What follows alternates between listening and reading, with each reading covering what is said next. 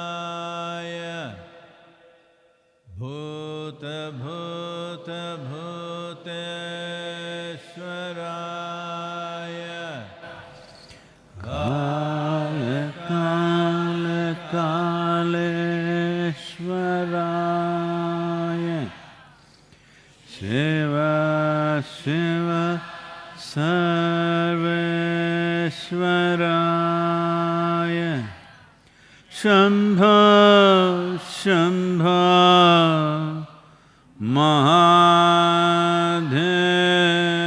Mahadevaya Yoga Yoga Yogeshwaraya Bhuta Bhuta Bhuteshwaraya Kala Kala Kaleshwaraya Shiva Shiva Sarveshwaraya Shambho Shambho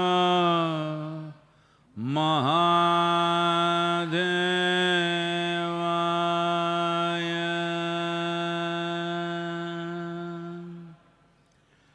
Yoga Yoga Yogeshwaraya Bhuta Bhuta Bhuteshwaraya Kala Kala Kaleshwaraya Shiva Shiva Sarveshwaraya Shambho Shambho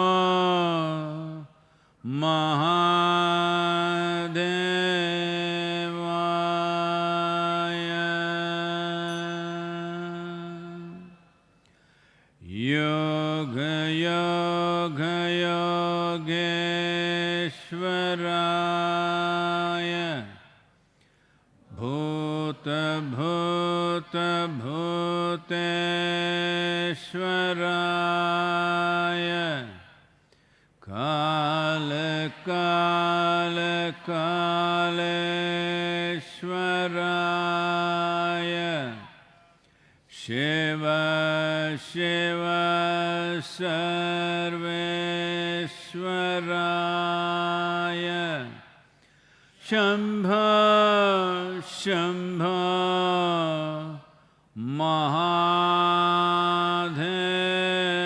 Mahadevaya Yoga Yoga Yogeshwaraya Bhuta Bhuta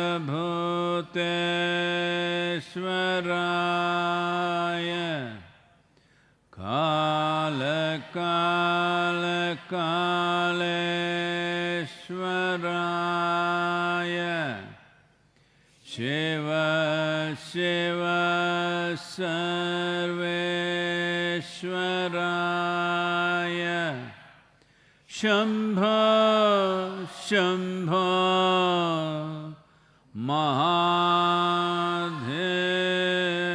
Mahadevaya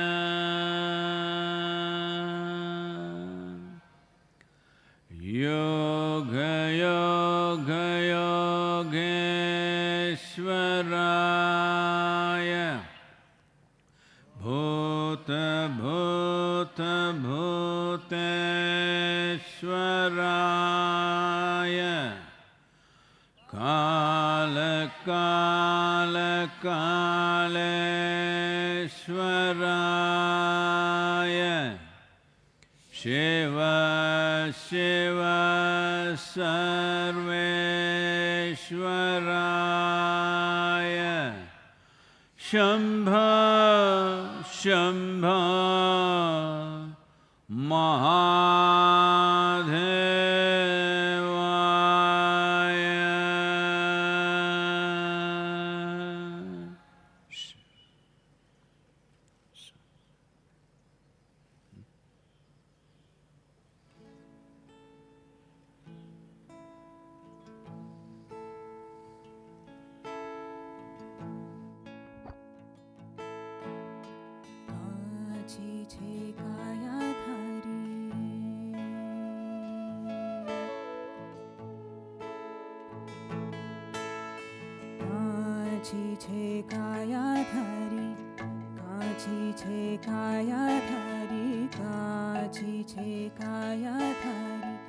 झूठड़ी छे माया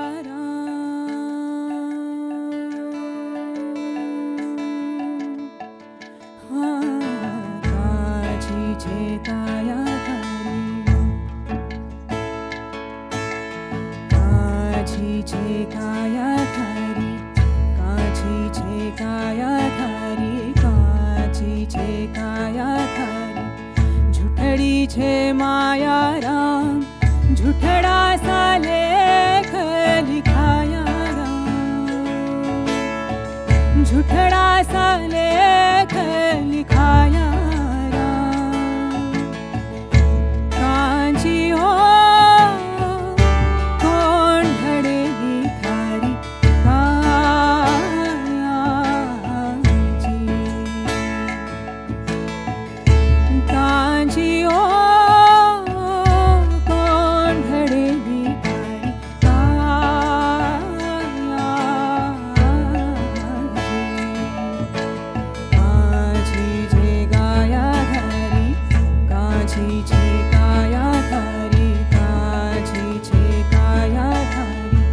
झूठड़ी छे माया राम झूठड़ा सा लेख लिखाया राम झूठड़ा सा लेख लिखाया राम कांची ओ कौन ढड़ेगी थारी काया जी कांची हो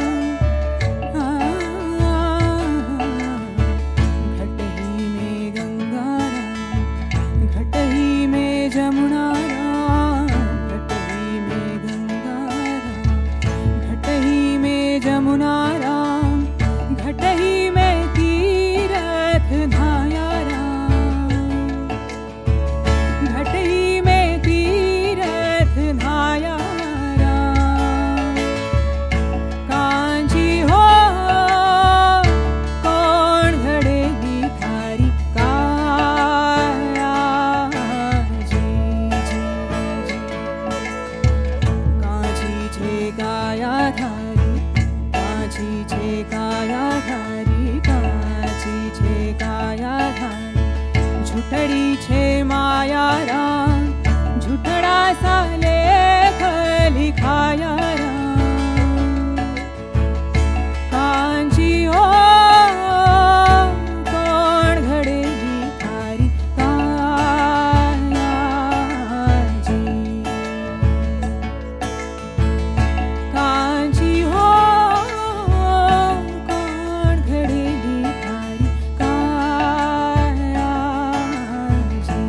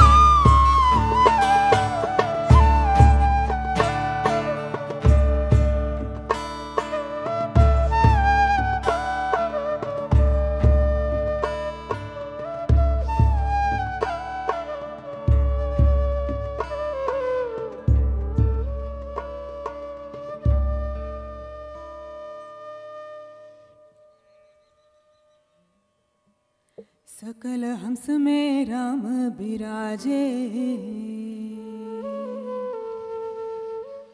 सकल हंस में राम बिराजे।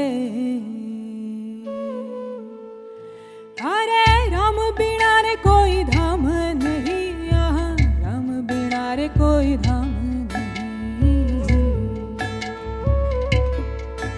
हाँ, सब ब्रह्मांड में ज्योत का वासा, राम को सुमिरो ने दूजा नहीं।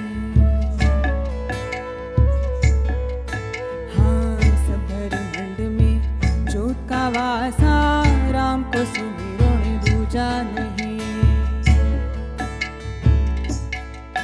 हाँ, तीन गुण पर तेज हमारा, हाँ, तीन गुण पर तेज हमारा। अरे पांच तत्व पर ज्योत जले, यहाँ पांच तत्व पर ज्योत जले। हाँ, जिनका उजाला 14 लोक में, सूरत डोर आकाश चढ़े। हाँ, जिनका उजाला 14 लोक में, सूरत डोर आकाश चढ़े। हाँ, नाभि कमल से परख लेना, हाँ, नाभि कमल से परख लेना। अरे हृदय कमल बिच फिरे मणि, यहाँ हृदय कमल बिच फिरे मणि। हाँ, अनहद बाजा बाजे शहर में, और ब्रह्मांड पर आवाज हुई। हाँ, अनहद बाजा बाजे शहर में, ब्रह्मांड पर आवाज हुई।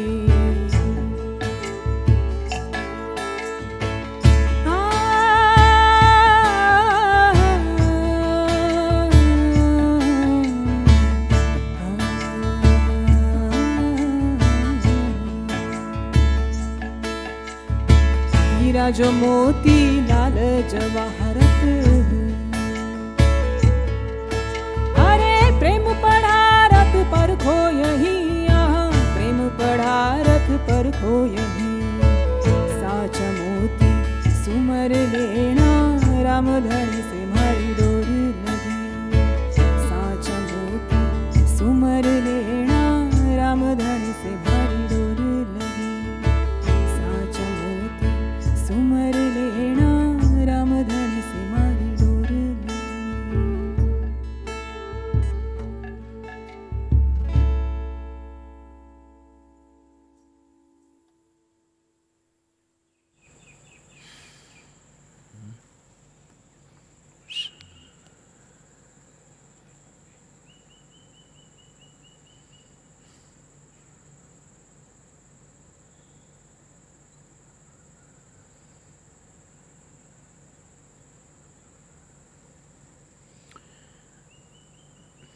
Namaskaram. Namaskaram, all of you.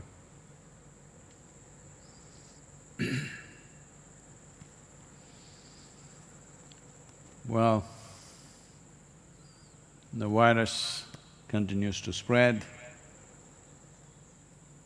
and also continues to reveal newer aspects of what it can do.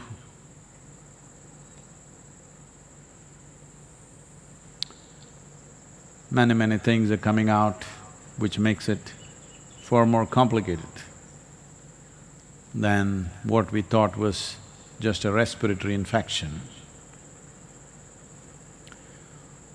Well, we still don't have a full picture. What are we fighting? So the best way is not to meet him for some time. By the time we have to meet him, at least we must have a full picture, what it can do and what it cannot do. Because people are dying of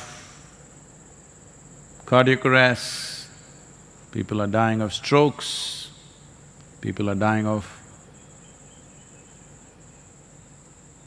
fibrosis in the lungs, pneumonia, and failure of immune system, variety of things, all instigated by the virus. So, the best thing that all of us can do right now is, don't meet him. Somewhere in the next few months we may have to meet him, but by then we may have a better picture of what we are meeting or confronting. Right now we don't have enough picture. And United States goes on, 43,000 deaths, I think over 750,000 infections. At the same time, a whole lot of people who believe virus is just a myth, it's just in your mind.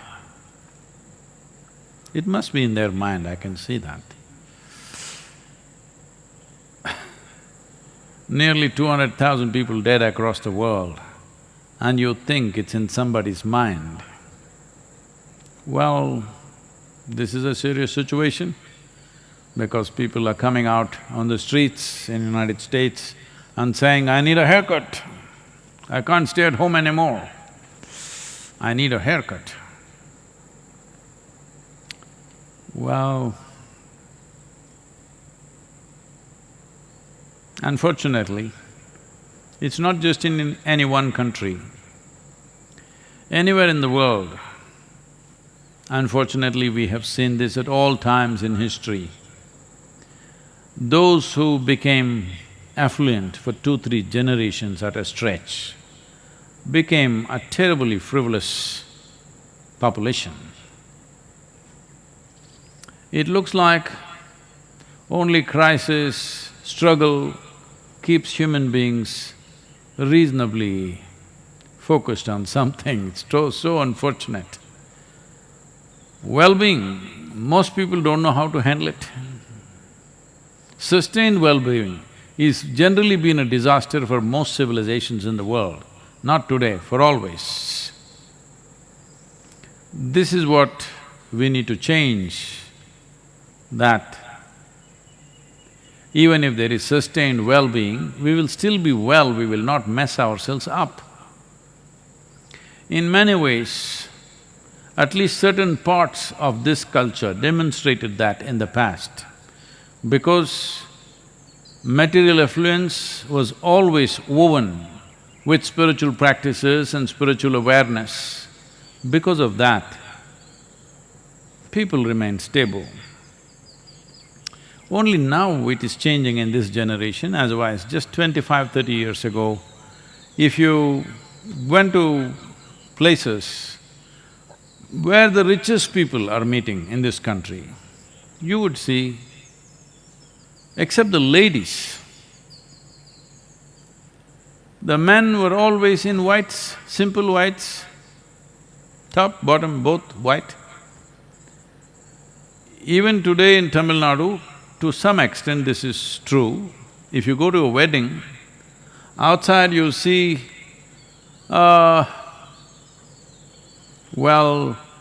Bentleys, Mercedeses and BMWs all parked. And of course, there are a lot of two-wheelers and TVS moped, of course.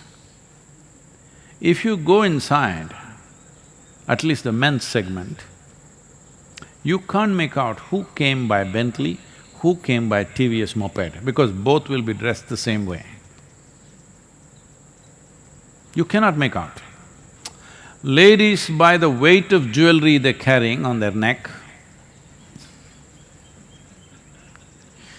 you can make out, maybe this is a rich person, this is a poor person. But among the men, you just can't make out because everybody is in whites, the same starched white shirt and white dhoti. Because being wealthy is one thing, But flaunting it in somebody's face and making them feel less than yourself was considered obscene. Never anybody spoke about wealth when they meet.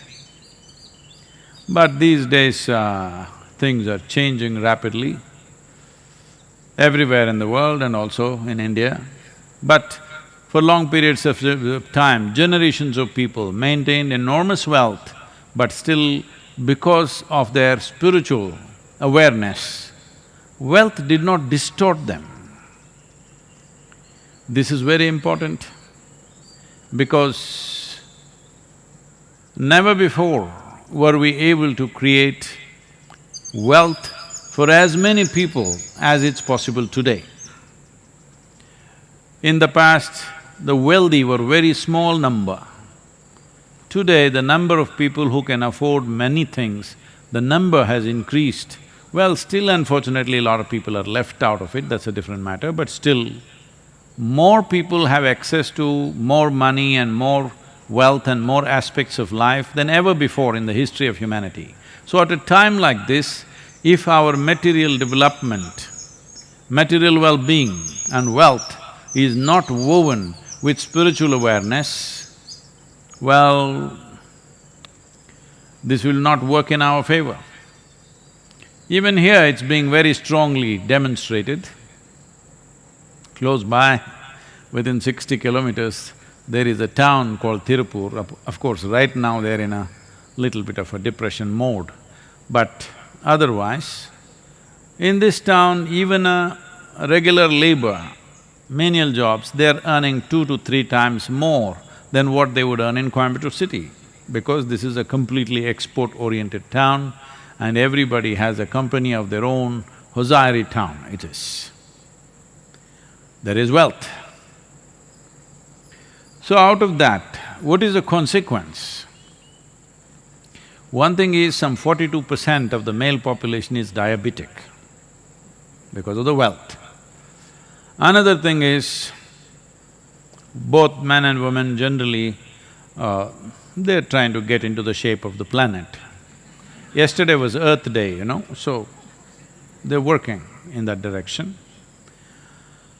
And about few years ago, about 3 or 4 years ago, we found that of all the alcohol, like this was at the Diwali time, of all the alcohol sold in Tamil Nadu, nearly 70% was consumed by this one town. So if you get wealthy, you will either end up in the hospital or in the gutter. Yes. So if this is what wealth is going to do, definitely it's not a good thing. Wealth should bring well-being, because from poverty to affluence, whether it is in the life of an individual person or a society or a nation, it is a struggle. There's a lot of hard work, many unpleasant things you have to go through to move from poverty to affluence. It doesn't just come easy. After getting there, all you do is end up in the hospital or in the gutter. What is the point of this? The entire struggle is meaningless. Now the next generation will not even seek success if this is what you display. It is very important that every generation must display that material well-being has brought them ease, well-being, health, intelligence, talent, above all, a beautiful way of living. If a generation does not display this, then the next generation will start going down. So in many ways this is happening in the world.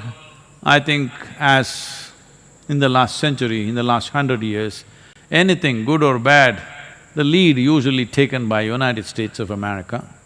So, United States of America, the younger generation is displaying how all of us can be lost in a bottle or in a pill. People are dying, even now people are dying of overdoses and things like this. And one of the most ordered things in this e-commerce is supposed to be all legalized drugs and intoxicants. Well, here we are fighting to see that people don't starve to death. But now they're coming out, protesting, hundreds of them coming out, protesting on the streets. Who are you to ask us to stay home? Government has no power. We will exercise our First Amendment and Second Amendment, that we will do what we want to do. There are higher powers who will take care of us. We don't need doctors, we don't need scientists, all rubbish, this virus. There is a higher power which will take care of us, and we want to have a haircut.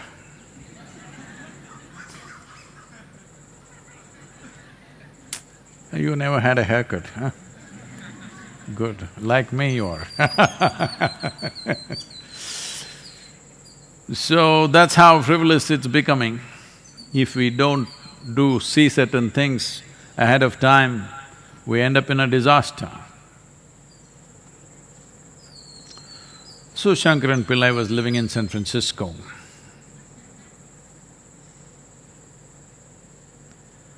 And his friend looked at a boat which was all smashed up and asked, "Isn't this your uncle's boat?" Said, "Yeah, it was my uncle's boat." "What happened? What happened to your uncle?" Then Shankaran Pillai asked, "You know, when you're approaching the Golden Gate Bridge, have you seen that big rock?" Said, "Yeah, I've seen that." Well, he didn't see it.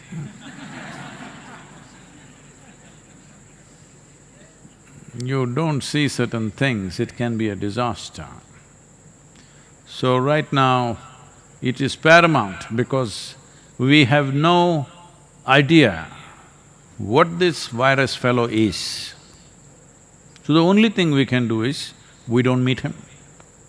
Everybody strive not to meet him. That is the simplest thing we can do. Right now, that's all we have done. By controlling human behavior, we are managing it. We have not controlled the virus in any way. So everybody is lauding India for its leadership in handling virus with such a dense population, mainly because of very rigidly controlling human behavior. All of you, last 15 days, surviving on just pumpkin and yam and and some beans, no vegetables, no fruits. That's why not one of us have an issue. If everyday trucks move up and down, then things will happen. So when the relaxation happens on 3rd of May, the good news is it's going to be partial relaxation. I don't think we can afford to completely relax. Relaxation will be partial both geographically and also in terms of activity. Some things will be relaxed, some things will not be relaxed. And some parts of the country will be relaxed, some parts of the country will not be relaxed. All those areas which have been marked as red zones right now, I don't think they can afford to relax that. If they relax that, they will give it to all of us. So here also, there are some people who are managed by from some other place. Those people are going berserk, attacking the doctors, attacking the police. As all of you know, new ordinance has been brought in to deal with that, but still it's happening.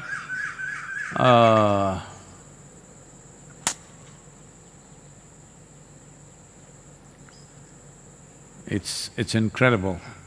In 21st century, where most people have at least gone till maybe 5th standard, and most other people have at least gone to 10th standard, who know some basics of some kind of science in their head. At a time like this, when nearly 200,000 people fall dead in strange ways, still you can't convince the idiots that there is a genuine problem, thanks to human intelligence. This question is from Siddharaj.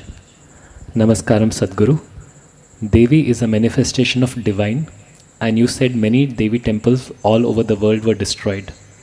I would like to know, why was Devi not able to protect herself? Oh. Well, yes, it is a fact that the worship of the divine in the feminine form was hugely prevalent in the present-day Europe, Arabia, Central Asia, all these places. But it has managed to live only in this part of Asia still. In other places, it's been violently uprooted. Well, maybe a better documented version of uprooting the divine feminine is, all of you have definitely heard of, witch hunting. That term is still being used today. If something unfairly, somebody is being hunted, we say witch hunt. This comes from the term during the time of the Crusades. It is estimated they burnt over 6 million women alive over a period of probably 150 years or 200 years, I'm not very sure about that. But over a period of time, those crusade period, when somebody was very ambitiously spreading their religion, this is what happened.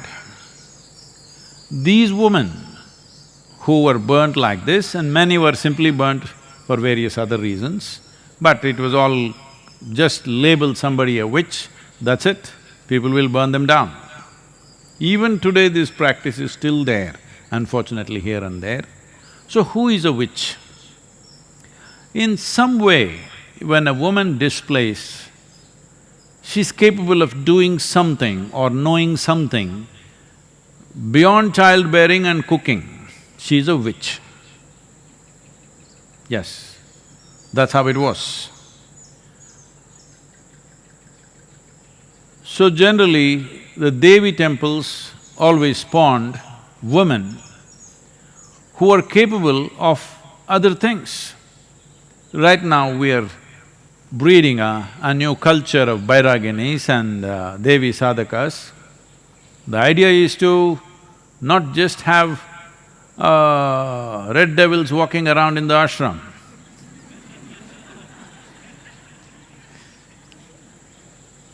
The idea is, slowly divinity walks around. They may take their time, but gradually to produce what you considered as divine, which you enshrine, must live with legs. So, the divine feminine has been uprooted simply because the Abrahamic way of religious process is purely male-oriented, it's completely masculine. There is no room for feminine to be anywhere there. It's God and His Son, it's God and His messengers, all male messengers, never female, because they're not reliable.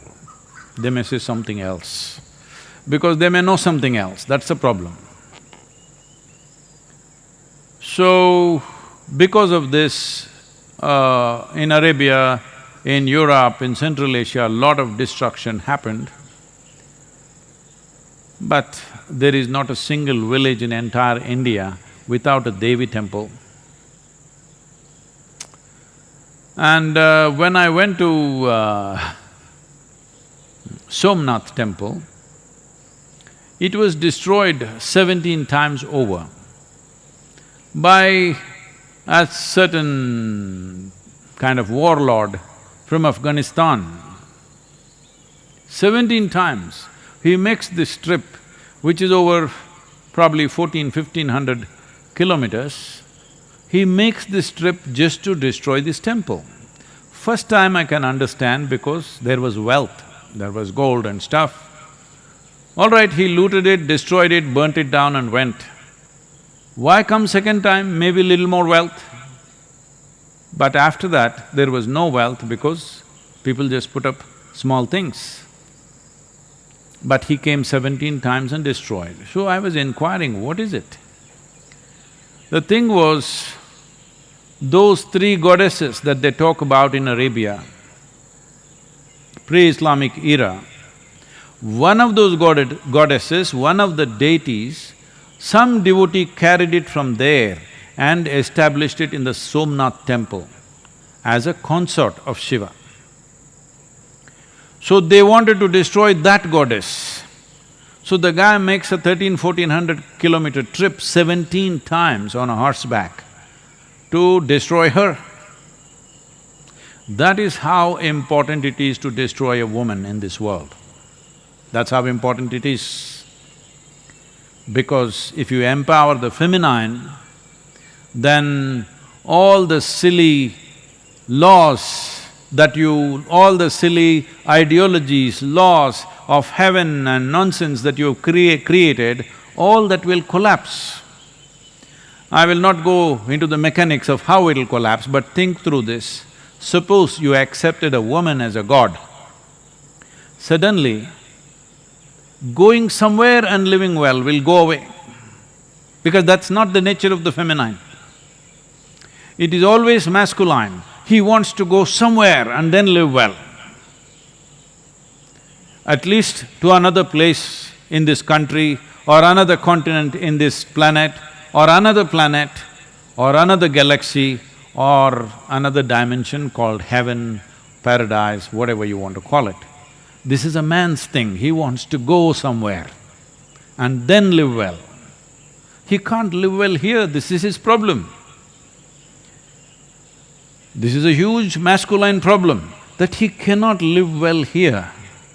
If you look at the male and female, you will see the feminine always wants to settle down, wherever little comfort, settle down and live well. Man wants to climb the mountain and settle down on the other side. This side of the mountain is not okay for him.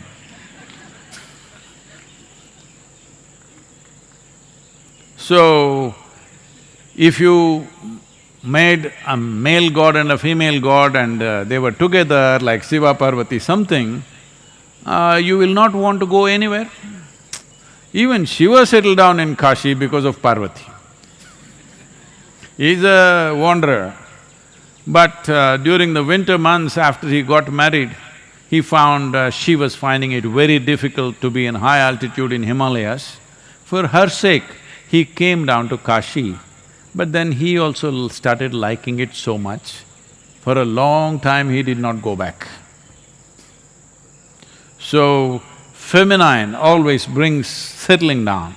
Masculine wants to propel somewhere. That propelling, too much propelling. We need some propelling, of course. Too much propelling is causing enormous destruction on all levels of life.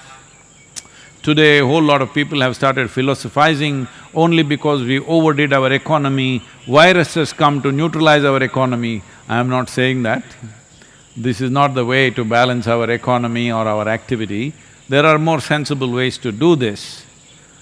And one important way to do it is empower the feminine. You will see in many ways this propulsion will come down a little bit. Either you must be inward-oriented, then you can sit here. Or you are in some way bound to a woman, then you will sit here. Otherwise, single man can't control him, he's all the time on. If you are inward-oriented, very effortlessly you will sit, otherwise a woman can tie you down. In many ways, the economy and the destruction of the planet has still not gone to that place where it's not irreversible, simply because most men still need a woman. Very few men who can live without a woman. They are either ascetics, so no problem, or they are super ambitious tyrants, they are a problem. Yes. So, has Devi been destroyed? Well, I'm telling you, she's all over this country, in every village. There may be no temple for a male god in a village, but always there is a temple for a Devi. No Tamil Nadu village is without Mariamman. No Karnataka village is without Mari. Here, there she is Mari, here she is Mariamman, somewhere else she is Kali. She is good at taking on lots of names. So, why couldn't she take care of herself? This is the nature of a woman, that if it's getting too ugly, she won't be there. She will go and settle where it's conducive. That's exactly what she's done. We must take care of her.